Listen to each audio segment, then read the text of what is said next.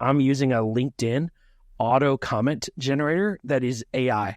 AI learning my voice, and it's auto commenting on people's comments to basically boost the LinkedIn's algorithm.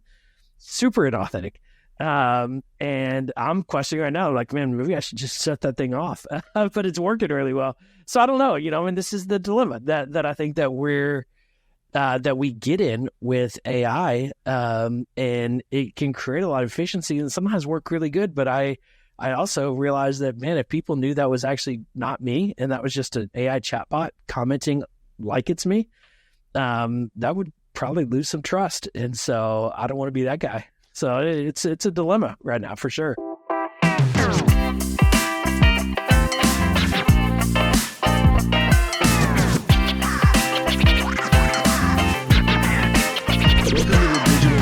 Podcast. I'm your host, Nick Runyon. And as always, the Digital Ministry Podcast is brought to you by Media Impact International, where we talk with the world's foremost leaders in all things digital ministry. And we have an excellent guest today. I'm so excited to finally book this guest. This is the ninth episode of the Digital Ministry Podcast. We've been working so hard to just make the schedules match up and try to get him back on.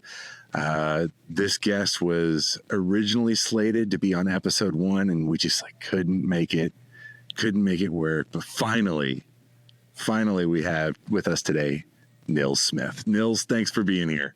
Yeah, good to be on. I'm bummed to not steal the limelight from Jay Cranda in episode 1, but glad you could have him exclusively in that episode. And I, grateful that I didn't make the same mistake twice of missing this conversation today.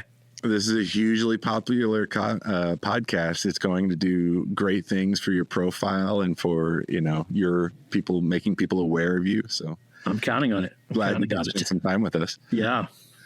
For those that haven't listened all the way back to episode 1, do yourself a favor and get an introduction to Nils by listening to just the first 30 seconds of episode 1. But no, man, we've had a lot of great conversations over the years, and I'm really interested to see kind of what you're into these days. You have worked well. Okay, I'll try to give a brief intro from because we've known each other for years. Yeah, I don't have an official intro prepared, but you were one of the earliest online pastors with a church in San Antonio, which I can't remember the name of right Community now. Bible Church. Thank you. Yep. And we were co-hosts on the Social Media Church podcast with Jay Cranda. Yep. For years. I mean, we did hundreds of episodes. That was you and I, you are the author of Crypto for Good, which I can see on your bookshelf in the background. Yep, co-author of Crypto for Good. I was going to say you have an excellent co-author. that was a fun project that we got to work on. Yep. More on that later. Let's see. And you do consulting and work with ministries, everything from fundraising to content development and content and digital ministry strategies for, how many different ministries or clients do you have? Or over the years? So over the years, I've worked with over 100 different ministries, and some one way or another, and currently have about 15 clients that I'm serving directly through Amplify social media. But it's been a fun journey to work with both small and large and local and global ministries of really helping to figure out how do we unlock this internet thing to do more ministry. And that's looked different through the years. And even in the conversation we had prior to this recording it's changing every single day. And I think it's one of the things that keeps Mondays exciting is it's kind of like, okay, what's changed today that we've got to adjust our systems and strategies to. And so it's never boring. The internet is continually evolving and changing. And so, and I think the opportunities have only become bigger and bigger while those changes have come as well. 100%. Okay. So it's a Monday today, One of the things I do when I wake up pretty much every day is I wake up, I grab my phone, shut my alarm off, which is mistake with number one. I should get an analog alarm clock so I don't look at my phone first thing. That's funny. And the words of Arnold Schwarzenegger are echoing in my ears. I saw a clip once where he's like, get out of bed, don't ever touch your phone, go to the gym, you know, and I'm listening to that while I'm checking all the news. Yep. And I see like what happened overnight, what happened over the weekend. What's your go-to, like Monday morning, you sit down in your office, what are you looking at to kind of keep pace with what's happening in the world of AI, you know, digital media, all of the things?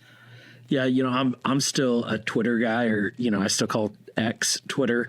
And so the first thing I do is I go to Twitter trending and I look at what's trending on Twitter. And that generally gives me an idea of what's going on in the world of you know, and culturally. And then the other thing I go to is LinkedIn, and LinkedIn has their trending topics now as well. And that gives me kind of the understanding of what's going on in the world of business, which is typically aligned to technology innovation. And so those two trending topics have essentially become my news feed of what's going on culturally.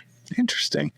So do you take that and then kind of set notes or maybe a course for the week? You're like, okay, this is stuff I want to look into, or I need to figure out like why this is happening. Like what's the action item out of understanding what's trending? Yeah, I mean, I think it depends on the topic and what's going on, but I'll often use Google Tasks. And so I'll often do a Google task then on Monday morning and just to be like, okay, look into this, you know, or just make a note to look into it. And a lot of it though, is just becomes top of mind. And so for that week, I'm just then paying attention to what, you know, whatever that new thing is. And it, you know, it doesn't necessarily have to be like a Tuesday at 7:00, I'm going to look at this. It's just become something that it's like, okay, when I get a free window, I'm going to dig into this. I want to watch some YouTube. YouTube is actually probably my education platform of choice now too. And so I just start going down the YouTube rabbit hole of education, and then YouTube just starts recommending other videos to me from that. And so that's really probably where most of my learning comes from. You said the way that you said that made it sound like that's a relatively recent thing. Like but you've been in YouTube for a long time. Yeah, I've been watching YouTube for a long time, but I think I've been watching it from here's the tactics and strategies that I can use to use YouTube to accomplish my goals. I don't think I've been a consumer in YouTube for the sake of just even personal insights and learning. And so now I feel like I'm learning to teach YouTube about myself so that YouTube can give me the best content for what I'm looking for. And it's been fascinating to see how YouTube's algorithm has changed quite a bit too, where I feel like it's more instantaneous of what it's feeding me from my recent engagements and searches rather than just my historic engagement. And so, yeah, it's a really interesting, you know, just kind of more learning path. And I think I'm just spending more time on YouTube, where in the past it was like, I'll get in, you know, sometimes it was just to kill time let me just watch some YouTube videos, where now it's a very strategic, like when I get on YouTube, I'm going to watch for a little bit. And, you know, during my lunch break, I just go straight to YouTube. Or when I'm, you know, got a little window, I'm going to even play YouTube videos when I'm not watching. Most of the content I watch on YouTube are, you know, talking head videos or podcasts that I'm more just listening to the audio than watching the video itself. Yeah. The Digital Ministry Podcast is on YouTube. The Digital Ministry Podcast is one of them, for sure. You know what I love is YouTube TV. Like that came out a while ago, but at the same time, it annoys me because it's like, it's expensive. It's like $75 a month or something.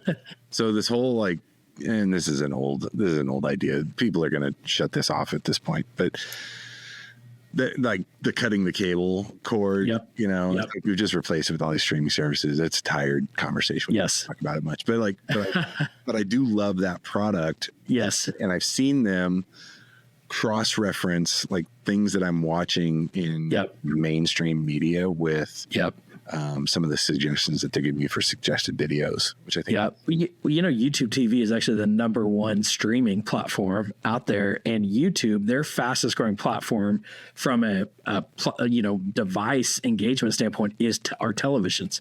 So more and more people are actually watching not just YouTube TV, the cable service, but YouTube itself on their televisions. And so it is this, we're seeing, people think of YouTube, I think historically as like silly cat videos that are like a minute long, and people are always like, you need short videos.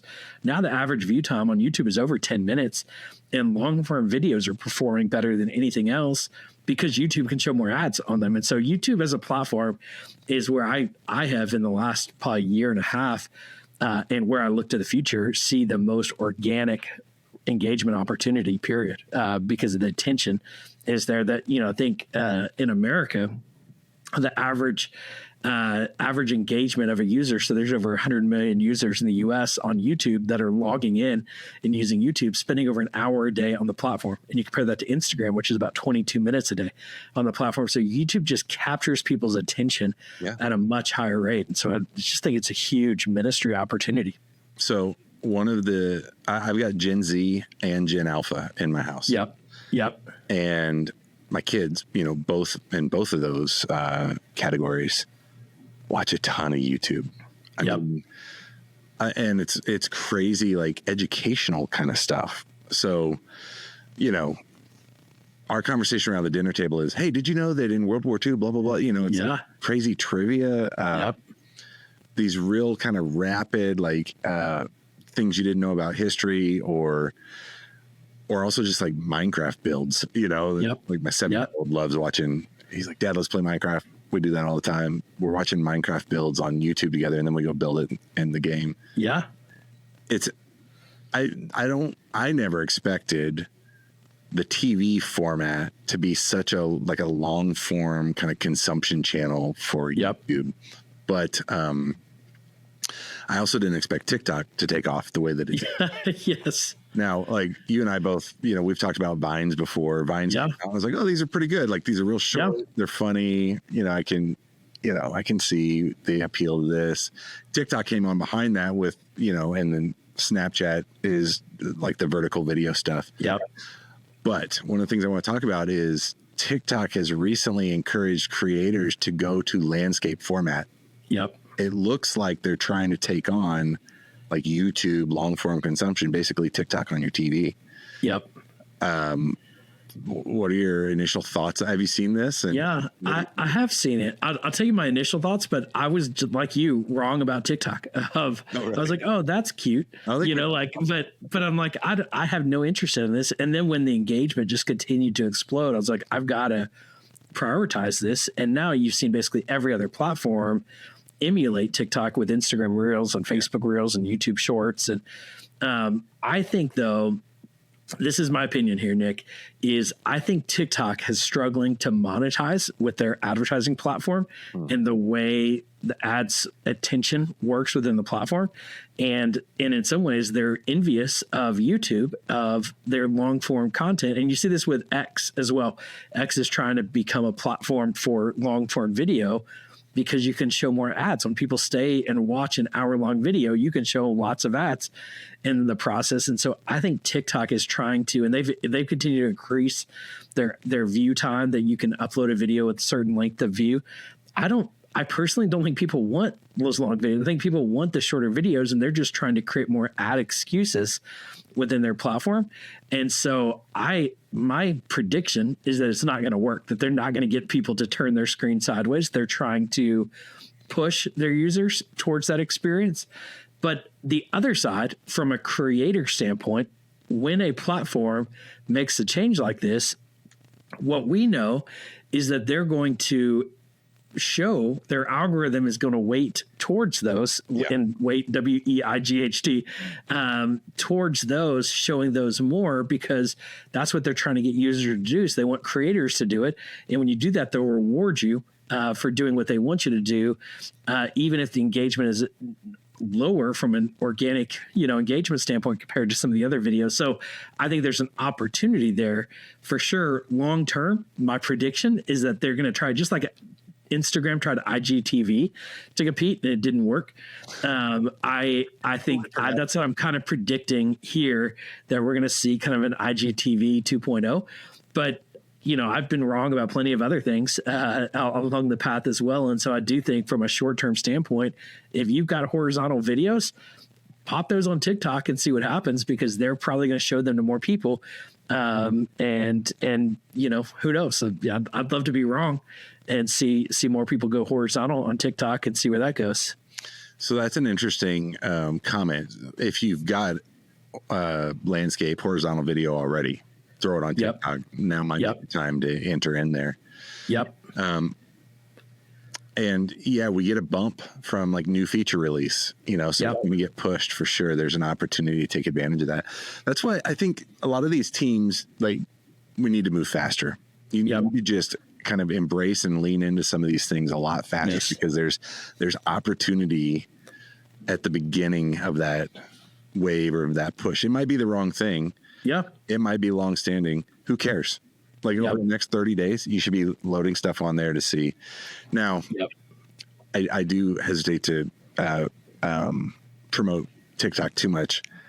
I've got a real personal concern with their privacy policy in terms of there's they can track biometrics, like eye tracking and all this stuff, and resell it. Like, you have to go read the terms of service of some of this stuff. Yes. And we had John Rawls on the last past episode, and he was talking about this. And so I started reading all these things. I was like, oh my gosh, I didn't believe or didn't realize what was in some of these. But and the thing about TikTok that I think is so intriguing is, I don't know what they're doing with all the data from a selling our data standpoint, but I do know that their algorithm has changed the game. And it is, when I talk about like YouTube learning me fast, when I first got on TikTok, I remember having to sit down with my wife and like, Kitty, I feel like a pervert getting on this platform that it's a bunch of teenage girls dancing. And like, I was like, for my job, I need to understand how this works. Can you sit next to me and like watch this with me, so you don't look over at my screen and wonder what I'm looking at? And within 5 minutes, I never saw anything like that again. I began seeing sports videos. I began seeing, tech videos, things like that. And it learns us, and it learns us quickly, and it gives us a better user, which is why they have such a high engagement rate, I think, is because their algorithm is so long. And obviously it's not just learning from what we're watching, it's learning all aspects of us. And I would say, like, I get weirded out by some of the like Instagram ads I see of like, man, how did they hear that? And how did they listen to that? TikTok is another level of the ads I get fed on TikTok, where I'm like, oh, I know how they learned that. They heard that from this other conversation. And so they're definitely, I mean, they're learning us, but they're also doing it in a way that's creating a better user experience. And so how else they're using the data, I don't know. But I do know that they know me well, because I open up that TikTok feed and it's like, oh, this is me, and it's amazing the way they customize their feed without me having to tell it anything. Where if Instagram or Facebook is basically based on by checking, this is my favorite movie and this is my favorite bands, and these data points that I just feed it directly. Right. It's feeding it based on what I'm watching, how I'm consuming, what I'm skipping, how long I'm watching. It's pretty wild the how much it learns us and then how much it customizes our content to us. We've talked a lot about kids. I've already mentioned him once on this podcast already, but I was reading, I can't remember the source. Oh, it was John Cleese. I saw a John Cleese clip of Monty Python. Yeah. And he was talking about kind of separating yourself from everything else. He was talking about creativity. Like, the most creative people are those that can put themselves in a mindset where you can play, where you can just kind of let go of some of the distractions and all that and just kind of play. It was the best word that kind of described where creativity came from. And he was talking about it in the context of professionals, not children. So it's like, professionally, can you create a space where you can just play and discover and, explore?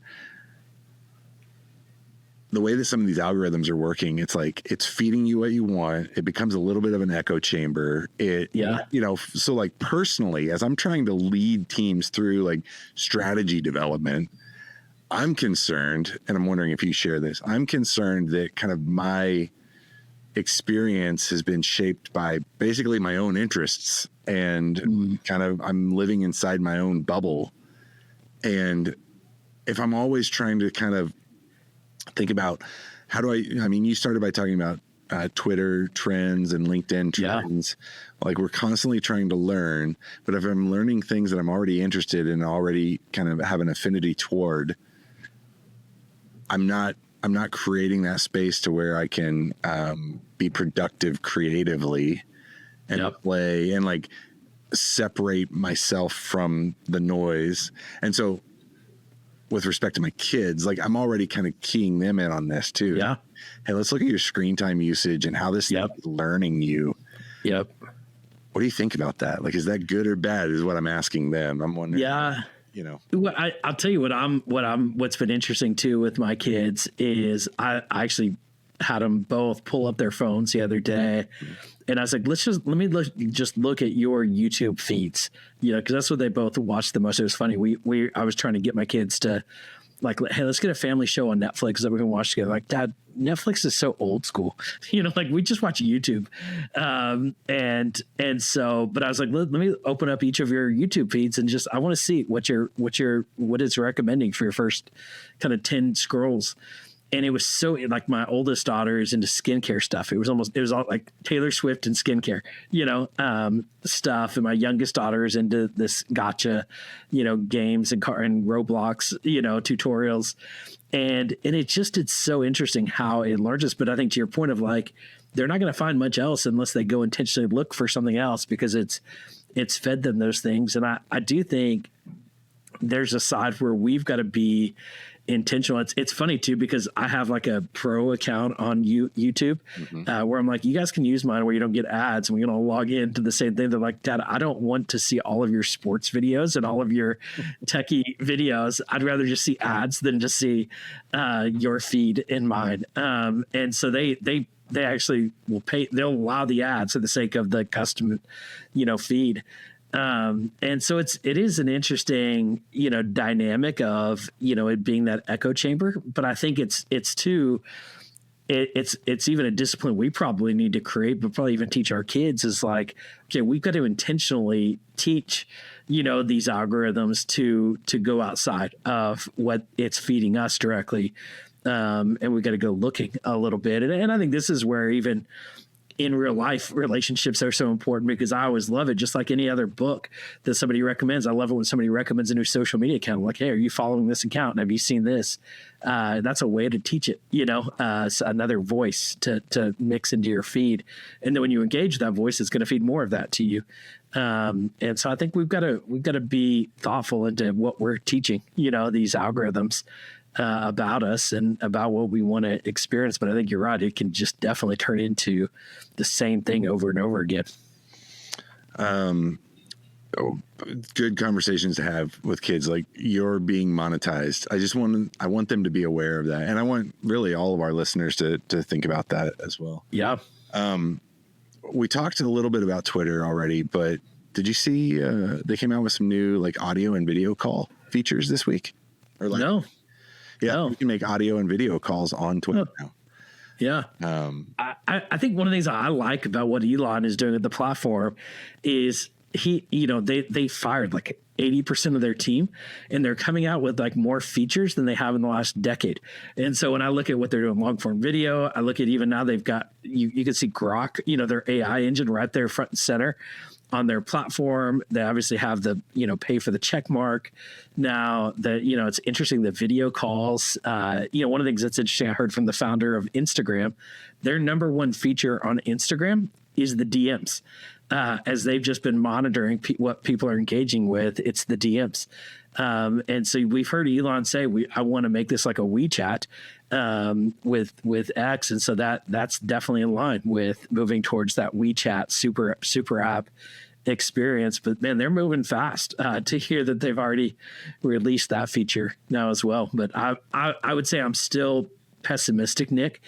As much as I'm hopeful for X, being a breakthrough platform, the engagement that I continue to see isn't great on X or with many of the clients that I work with. And so, while I'd love to see some breakthrough opportunities, it's been interesting to see Tucker Carlson and Mr. Beast putting long form video on the platform and them getting good engagement. I think they're the exception, not the norm, though. And what I'm continuing to see is pretty minimal organic engagement with the clients that I work with that are using X. And so while I'm hopeful for the platform and I love hearing about new features, I'm still bummed that the engagement doesn't seem to be increasing. If anything, it seems like it's still declining a little bit. Yeah, I think. Have you used Gronk much? No, I experimented. I paid for the premium and then played with it a little bit, and you're just like, it's like ChatGPT, which is not as good, was my experience with it. And then I canceled my premium subscription. And so you got to pay for the premium to use Grok, and it just didn't seem like it was worth, the paying for. How many AI services are you paying for right now? Oh, I pay for ChatGPT, and I have a Google, whatever you call it, business account, which gives me, kind of the Gemini, access. And I use that a little bit. I mean, ChatGPT is what I'm using 90% of the time. And then I've got InVideo is an AI video generator service that I pay for and use. And then vidIQ has some AI features built into it, which is also kind of a YouTube optimization platform. And so those are probably the key services that I'm paying for with AI. But it does seem like almost every SaaS product out there is now integrating some kind of AI into their product. But ChatGPT is still, it's my number one. And I keep it open on my desktop all day, every day. And I'm using it probably at least 10 to 12 times a day. Have you built a GPT yet? 100%. So basically, probably the first week that became available, I created Nils GPT, and I fed it as much content as I could of myself and for myself. And now I have about, like, I can look at it right now. I've got 5 set up for my clients. So each client now I'm steadily building a GPT for them so that I can I'm using it as an editor for all the content we're creating for our clients to just feed through and just say, hey, do you have any revisions to sound more like this person or more like this organization? So yeah, I'm deep in the GPT world, and it's incredible what it's doing. And I believe that the more I teach it, the better these GPTs are going to get, and the more useful these tools are going to be. Yeah, they're getting pretty good. So you'll build one for your client. Are you selling that to the client? Like, is it for client use, or is it for your use to service the client? It's my use to service the client. So one of the things I do just from I'm researching ethical AI all the time. So I tell my client, I'm creating a GPT for you with your content. I am not using it to generate any new content for you, not at this point, at least. But I am using it as a filter to read through all of your content to give me kind of edits and recommendations based on your voice and the other things we've created historically. So I've just basically, that's how I've approached it with client work. Mm-hmm. But I'm still, but I will say about half of what you will see me post on LinkedIn does come directly from ChatGPT with minimal to no edits. Really? And so I am using it probably, or experimenting it most significantly on my personal platform with LinkedIn content. But we'll see. I'm still getting a feel for that, and just trying to figure out what I'm comfortable with and what clients are comfortable with, and what at the end of the day, what's ethical and transparent, and how I'm using it. But probably what I'm using it more than anything is just for ideation. Yeah. And so can you give me a good name idea for this? Or can you give me, even with like LinkedIn, of like, hey, what's a good, I love doing polls on LinkedIn. Like, what's a good poll idea around Bitcoin, or what's a good poll idea around podcasting? And it will generate like 5 different poll ideas for me, and I'll use that to generate the post. So it's more ideation and editing are the 2 primary uses that I'm using it for right now. I feel like I'm personally really productive when I get started. Like, if I get in the zone, man, I crank through stuff. Yeah. Startup is really hard. And like ChatGPT has been great. It's like, help me get started. I'll literally ask it, like, help me get started on this project. Yeah. What do I need to be thinking about? What are some ideas that I should consider? And those initial prompts. Another one. So I just got back from speaking at a conference in Malta on behalf of MII and gave 2 sessions on AI tools. And you and I have talked, I mean, we've been talking. Yeah. We've been having this conversation for a long time. Yeah. But kind of just shared, a bunch of insights from that experience with folks. And this is one of the things the tips that I gave them was like to get started or to outline a strategy or to kind of provide direction to your team, guardrails, to let the team get started on something. It's a great resource for that kind of thing. Yeah. One of the stats we shared was that 62% of Hootsuite I did an survey. 62% of consumers, of business owners or teams said that they're interested in AI to improve efficiency for their teams. But a similar amount of people, 60-something% of consumers, said that if they're consuming content that's AI generated, it would erode their trust in the brand. Yep. And trust is a huge issue there because all of these brands, whether you're for-profit or nonprofit, you're trying to drive engagement. Yeah. And if people don't trust you, they're not going to engage with you. Yeah. So talk to me a little bit about this conflict between efficiency gains and then using AI at the risk potentially of trusted engagement with those that you're trying to reach. Yeah. I think first, one of the mistakes that I see so many ministries make is that with social media is that I need to get 5 posts out a day, or I need to get 1 post out a day. And so it just becomes a churn. And so it becomes about quantity, not quality. And I would say in the last several years, especially, it's become way less about quantity and more about quality already. I'm trying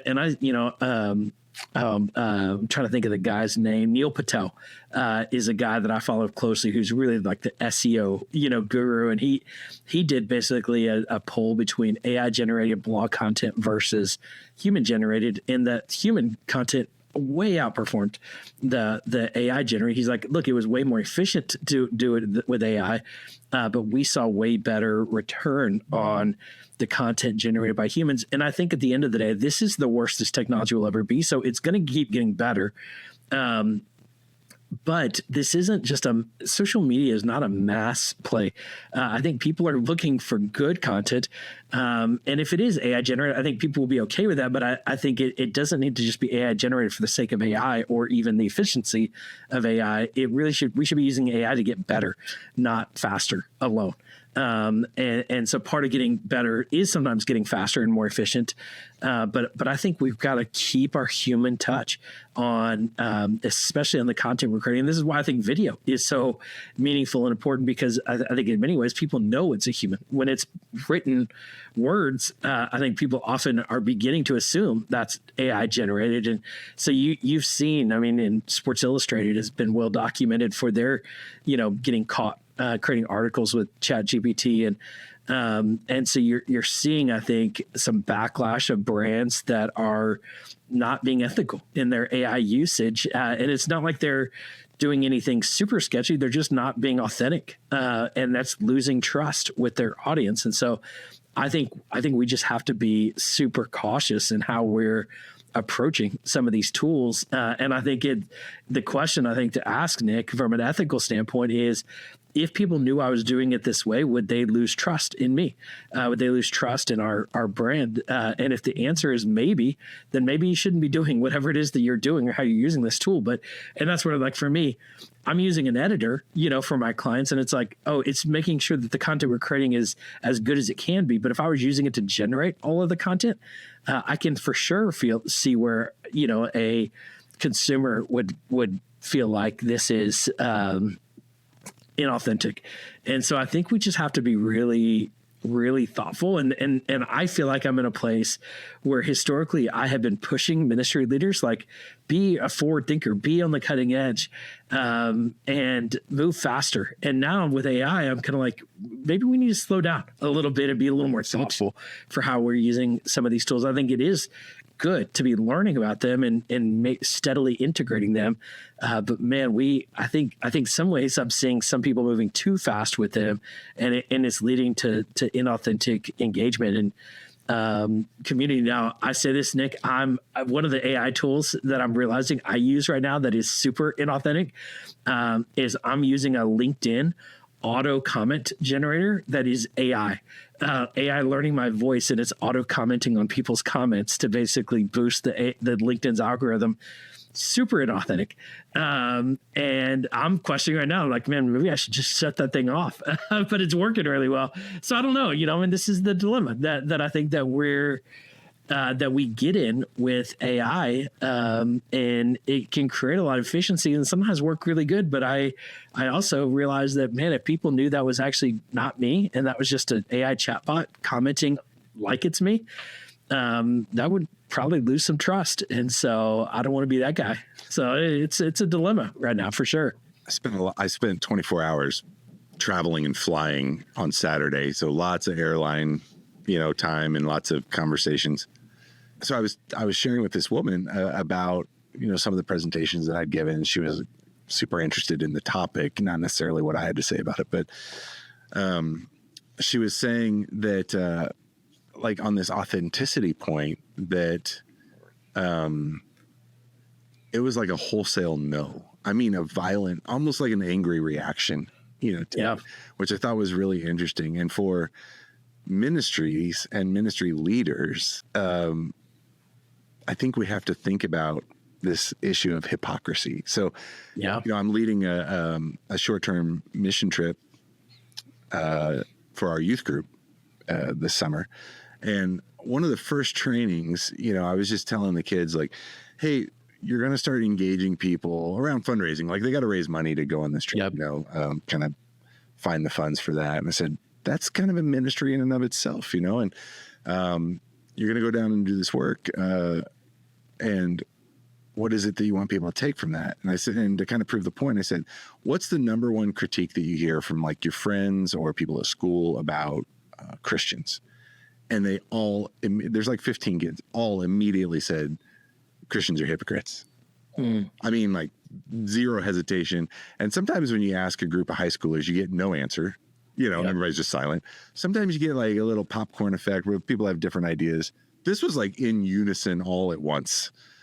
And so if our kids are smart enough to realize like the world looks at Christians and says, you guys are hypocrites, what does that mean for ministry leaders that are using AI to like spoof their voice? Your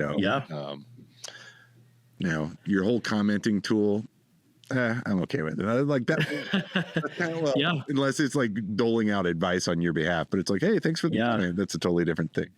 Well, and I think, Nick, that this is where AI is going to be such a great tool. And ChatGPT is it's an assistant. It's really what it's built to be, and it can create efficiency so that we as humans can do what only we can do. But I do think when we get into things where one of the things businesses are using a lot for is customer service.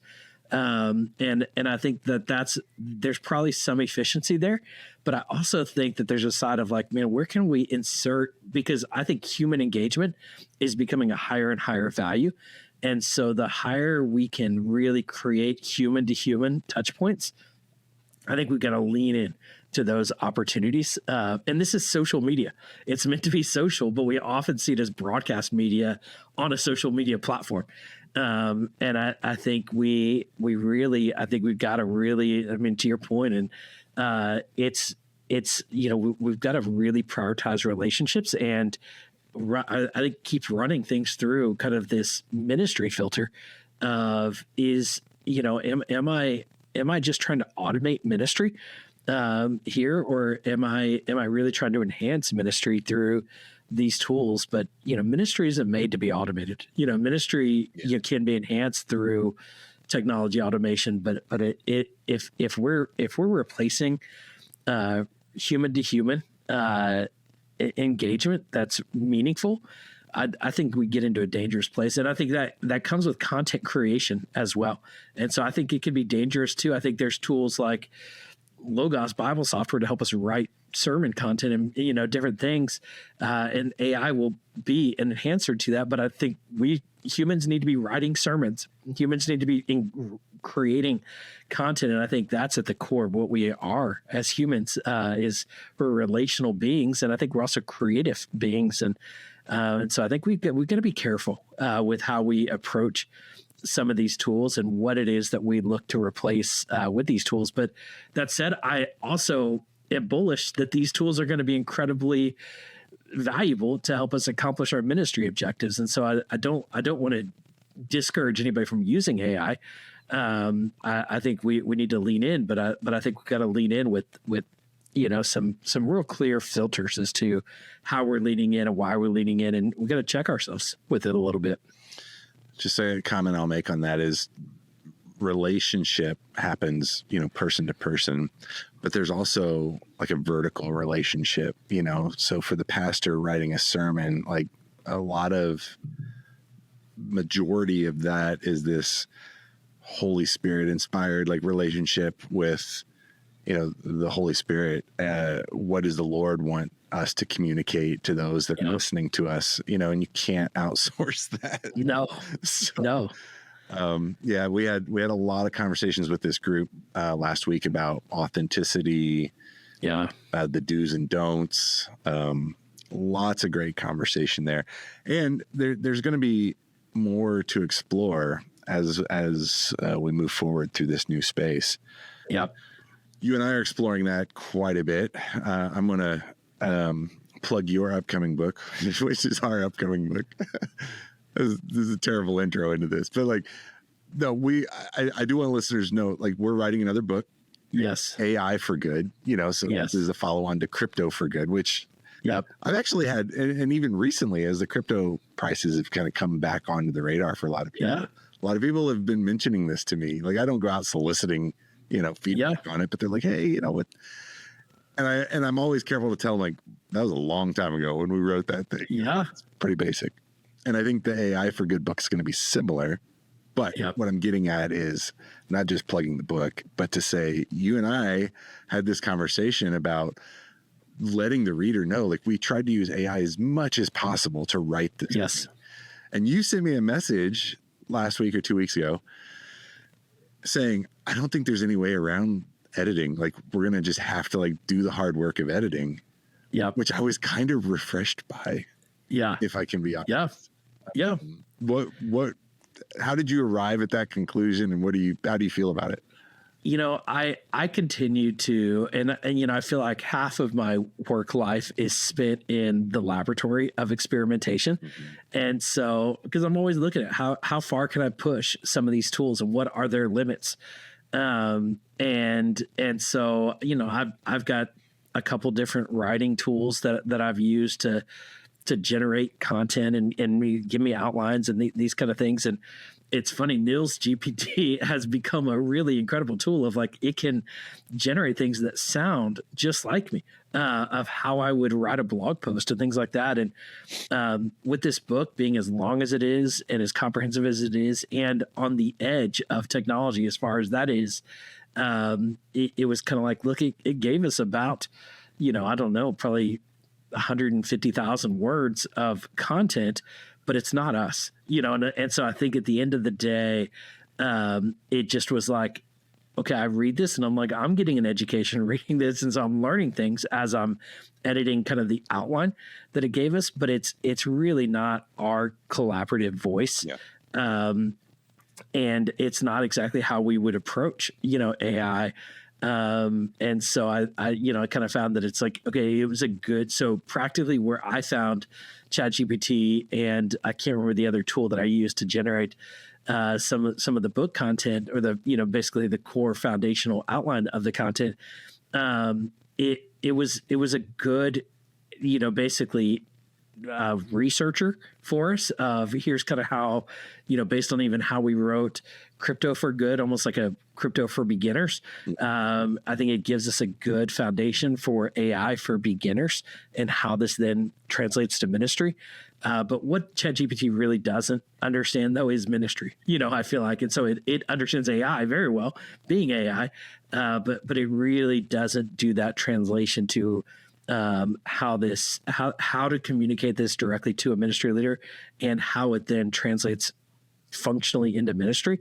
And I think that's what we as humans need to do. And that's how we can best support the readers of the book of, thanks for all of this research data, but so I'm going to take that now, just like I think a pastor, thanks for all of this research on this scripture and this information. I'm going to now, organize this into a sermon. I'm going to now organize this into a webinar or whatever content you might be generating to your audience. I think AI can help you from a research assistant standpoint, but we got to take it the other half of the way there. And so I thought it was maybe going to be able to take us 75% of the way there.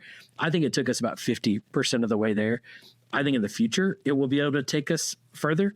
But in some ways, to your point, I'm kind of glad it's not either, because it's going to be a lot of hours on our end, but it's going to be hours well spent that I think we're going to gain a lot of insights from too. But yeah, writing a book though, it is hard work, a lot of work, and a lot of typing, a lot of reading, and then retyping, and so it's gonna take some time, but it's gonna be a fun effort. And then rereading to make sure it's like, yes, oh, I already said this 4 times, or whatever. Yes, the content. Yes, I hate AI's voice, by the way. Like, yeah, I mean, when I came into my last company as the chief marketing officer, I had 13 or 14 people. And I started just by reviewing a lot of what they were doing. Like, what's the business development strategy?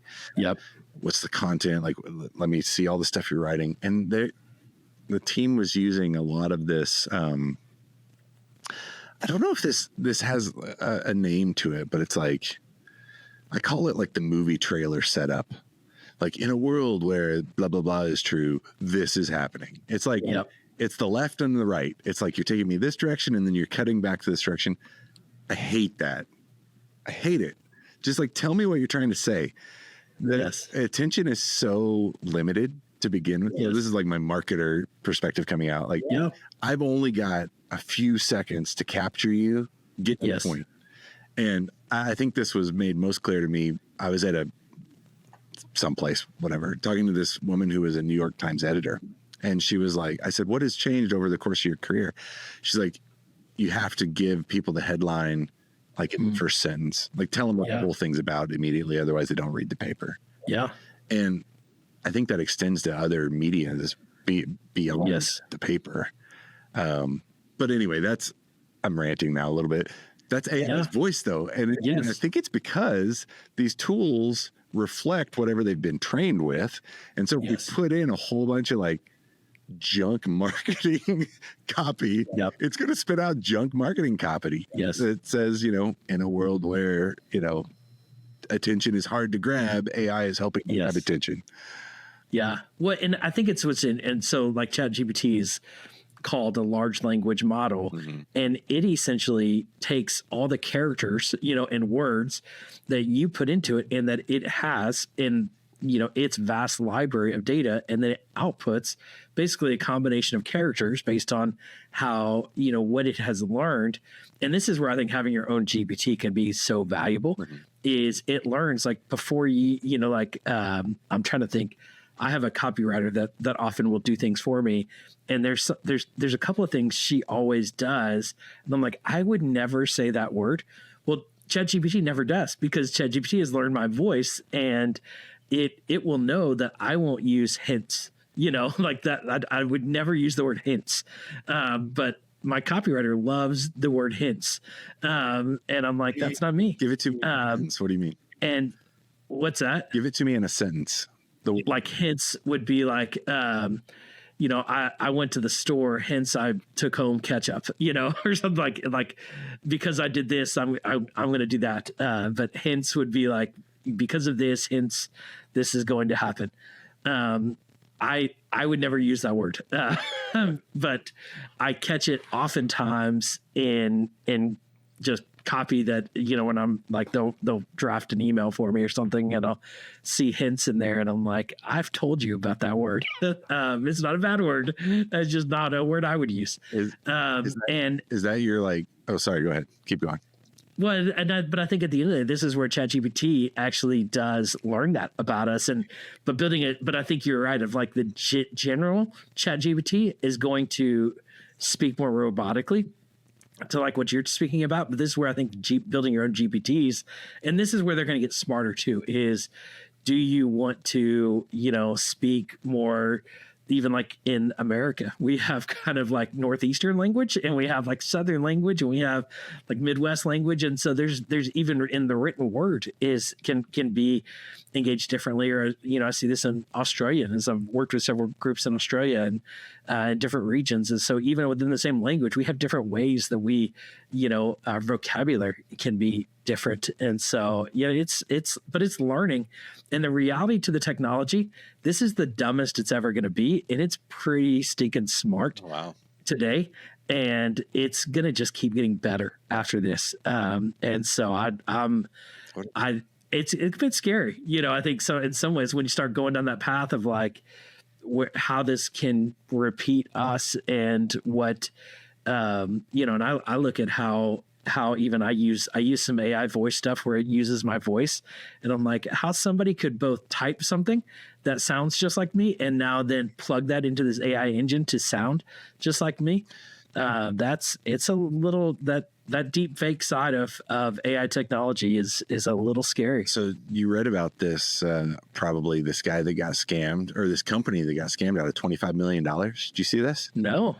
So I'm going to assume it's an account. They didn't tell the company. I saw it in the Wall Street Journal. Didn't tell the company, didn't tell the person's name.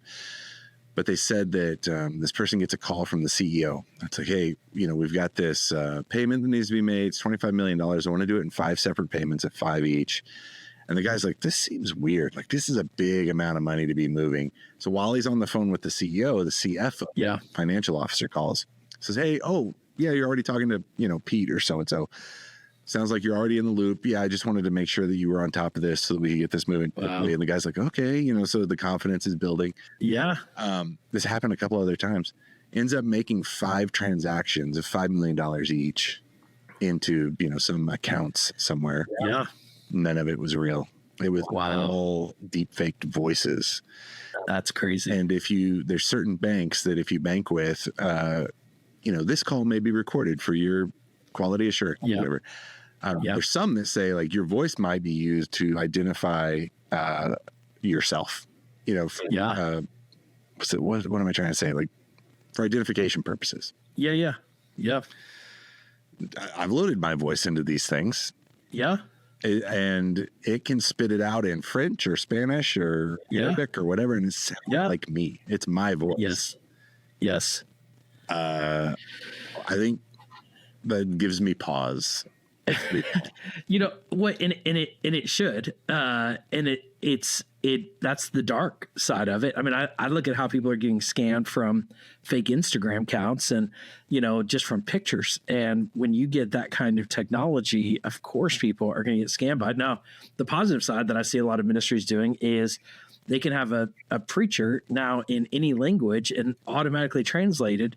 And, we talk about going to the ends of the earth with the gospel. Well, this is a really powerful way to do that. Mm-hmm. And so I'm seeing good already used with that kind of technology. But, to that point of like these scams and things like that are going to get way worse. And that's where I think we've got to be diligent in how do we safeguard? So like this one of the things with the GPTs I create, nobody else has access to them other than me right now. But if somebody else got these, and I fed it all this data of my clients and things like that, they could definitely misuse these. But I don't think you even have to, though, have a GPT to end up like somebody could just go off the internet and pull yours and my voice right off this podcast and use, the main AI tool that I use for my voice cloning. It only needed 30 seconds of my voice to sound just like me. It's unbelievable how good this and how rapid these technologies are being generated. And I think how quickly people are already, to your point of like, somebody was able to run a $25 million. And I'm sure that wasn't the only person they ran that scam to. And so these scams are coming fast. And I think people are going to, and I think about like you could have Billy Graham preach a sermon in any other language and have him use bad theology or, like just anything, even dead people, could be, made to say certain things that they never actually said, but it sure looks and sounds like they just said it. And so you can see the dark side of this, and I don't know all the answers to how we're going to address these things, but I think we need to start thinking about them simultaneously. While we're looking at opportunities, we need to also be looking at what are the threats of these things to our ministries as well. Well, we've mentioned crypto. The whole crypto thing is based on, like a trustless type of environment. I don't like what I think about when I think forward to, authenticating and verifying everything. Yeah. But I don't know, maybe those two things overlap in some way. I do think so. I mean, I think this is where blockchain technology actually gets really exciting. Mm-hmm.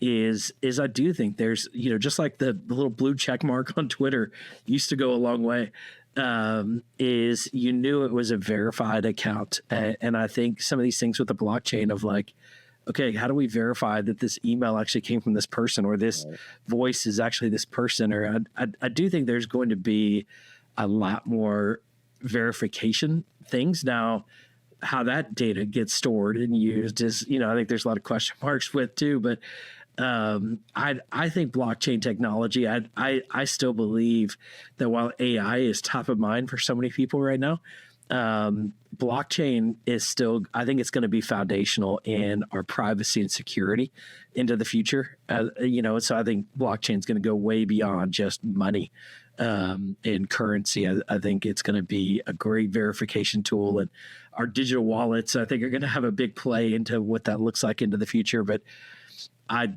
don't know exactly what that looks like or how that looks, but I do think there's just some interesting innovations happening that are, I believe, really good opportunities for ministers. I just think, just to jump on the Bitcoin train again, as we think about just even ministry impact globally and the transferring of ministry funds, how that can be done so much more efficiently through cryptocurrency. And there are, I think there's new ministry opportunities every single day on the backs of these technologies, where Bitcoin, I think, is still perceived by so many of like just used for drug money. It is used for a lot more than drug money, but it's also misused by a lot of people as well. And so, but the internet has been misused by plenty of people, for plenty of years. But those of us that are in digital ministry sure have stories to tell of the incredible kingdom impact that's happening through these technologies as well. So I think as we lean in, we'll see opportunities, but we can't be blind to the other side of it too. Yeah, good word. Let's leave it there, and then we'll do this again sometime. I mean, we talk every week, and I love it. It's one of my favorite. Yes. I mean, it's on the calendar. Yes. So it's been fun to kind of record this one and catch up. So it's the best. Thanks for having me. Yeah, thanks for being here. Take care.